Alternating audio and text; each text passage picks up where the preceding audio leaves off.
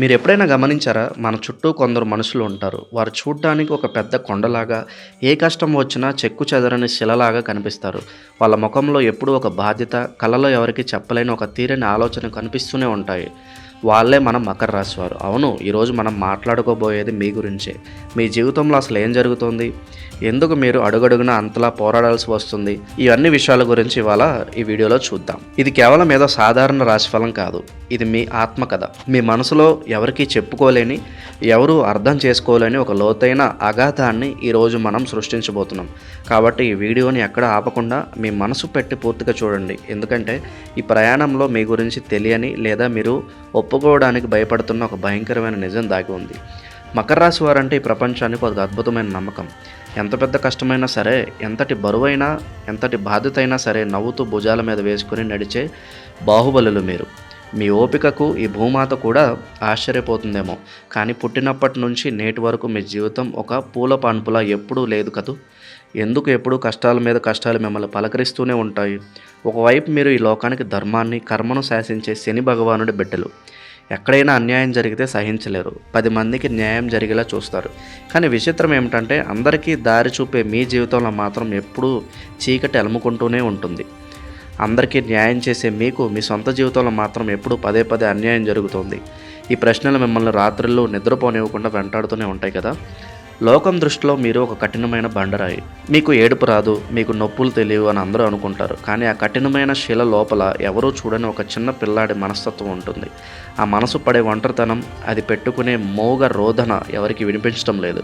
దయచేసి ఈరోజు మీరు ఒక చేదు నిజాన్ని అంగీకరించాలి మిత్రులారా. మీ జీవితంలో నెమ్మదిని, మీ సంతోషాన్ని పక్కవాళ్ళు ఎవరూ వచ్చి దొంగలించడం లేదు. మీ ఓటమికి, మీ కష్టాలకి బయట వ్యక్తులు ఏమాత్రం కారణం కాదు. అవును, మీరు వింటున్నది అక్షరాల నిజం. మీలో ఉన్న కొన్ని లక్షణాలే మీ పాలిట శత్రువులుగా మారి మీ కాళ్ళకి సంకెళ్ళు వేస్తున్నాయి. ఆ అదృశ్య గోడ ఏమిటో, మిమ్మల్ని అడుగడుగున అడ్డుకుంటున్న ఆ లక్షణం ఏమిటో ఇప్పుడు మనం తెలుసుకుందాం. అసలు ఈ ప్రపంచం మిమ్మల్ని కర్మయోగులు అని ఎందుకు పిలుస్తారో ముందుగా అర్థం చేసుకోండి. మీలో ఉన్న శక్తి సామాన్యమైనది కాదు. మీ శ్రద్ధ, మీ పట్టుదల వేరే ఏ రాశి వారికి ఉండవు. మిగతా వాళ్ళు చిన్న కష్టానికి కుప్పకూలిపోతే మీరు మాత్రం ఓటమి మెడలు వంచి మరీ గెలుపును శాసించే మొండిగట్టాలు. ఒక పని మొదలు పెడితే అది పూర్తయ్యేదాకా ప్రాణం పోయినా వదిలిపెట్టరు. ఇక మీ నమ్మకం గురించి చెప్పాలంటే ప్రాణం పోయినా మాట తప్పని మనుషులు మీరు. కుటుంబం కష్టాల్లో ఉన్నప్పుడు కుంగిపోకుండా ఇంటికి ఒక మూలస్తంభంలా నిలబడే ధైర్యం మీది. ఈరోజు కష్టపడితే రేపు సుఖపడతాం అన్న ఒక వాస్తవిక దృక్పథం మీలో ఎప్పుడు జీర్ణించుకుపోయి ఉంటుంది.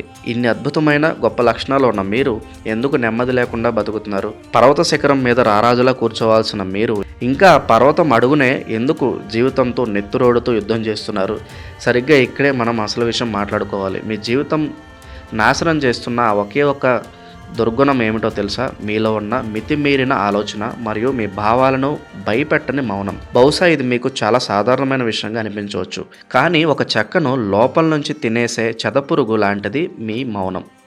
మీకు కోపం వచ్చినా, ఎవరైనా మిమ్మల్ని అవమానించినా, లేదా మీ మనసులో ఎవరి మీదైనా అమితమైన ప్రేమ ఉన్నా దాన్ని బయటకు చెప్పడం మీకు అస్సలు రాదు. ఆ భావాలన్నింటినీ ఒక ప్రెషర్ కుక్కర్ లాగా మనసులోనే అణిచిపెట్టేసుకున్నారు. నా కష్టం ఎవరికి అర్థం కాదులే అని ఒకరు, నా కష్టాలన్నీ నేనే భరించగలను, నాకెవరి సాయం వద్దు అని మరొకరు. ఇలా ఒక రకమైన అహంకారం, మిళితమైన స్వాభిమానంతో మీరు బతుకుతున్నారు. దీనివల్ల లోపల ఒక అగ్నిపర్వతాన్ని దాచుకుని బయటకు మాత్రం ఏమీ ఎరగని శాంత స్వరూపుల్లాగా తిరుగుతూ లోపలికి మీరే కాలిపోతున్నారు.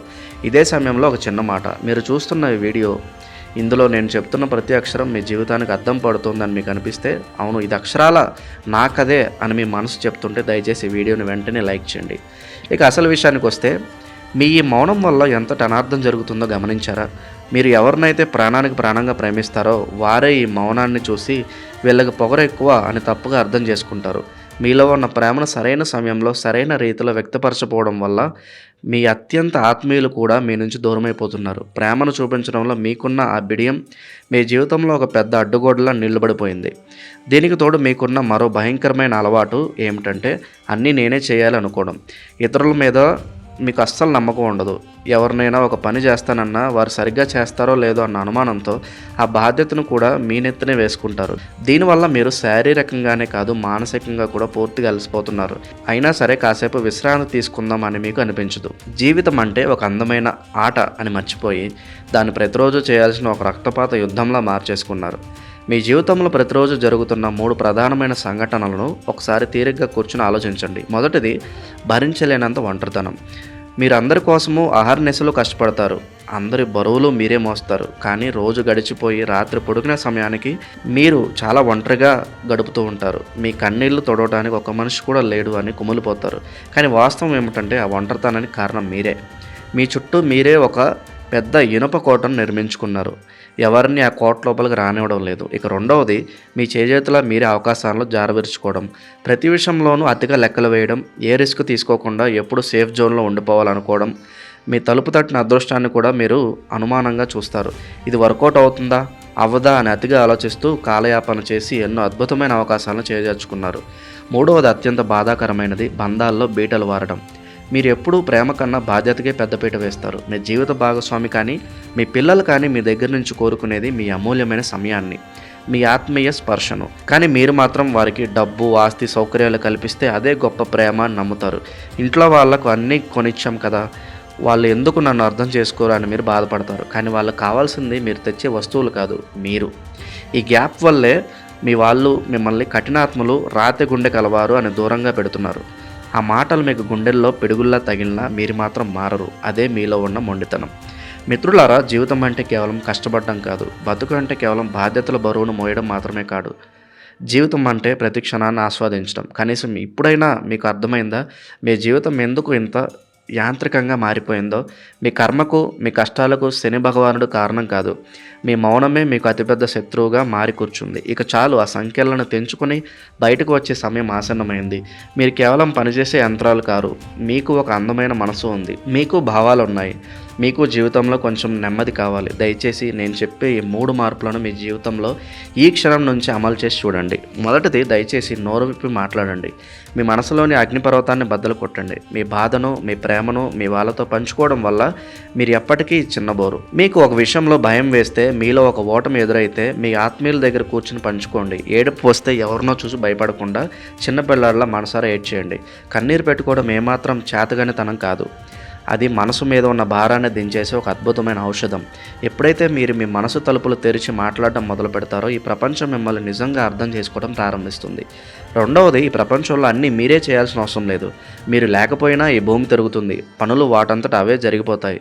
దయచేసి మీకున్న బాధ్యతలను నమ్మి పక్క వాళ్ళకు అప్పగించడం నేర్చుకోండి. ప్రతి పని 100% పర్ఫెక్ట్గా జరగాలన్న పిచ్చి పరుగును ఆపి నెమ్మదిగా ఊపిరి పీల్చుకోండి. తప్పులు జరిగితే జరగనియండి. ఆకాశం ఏమీ విరిగి మీద పడదు.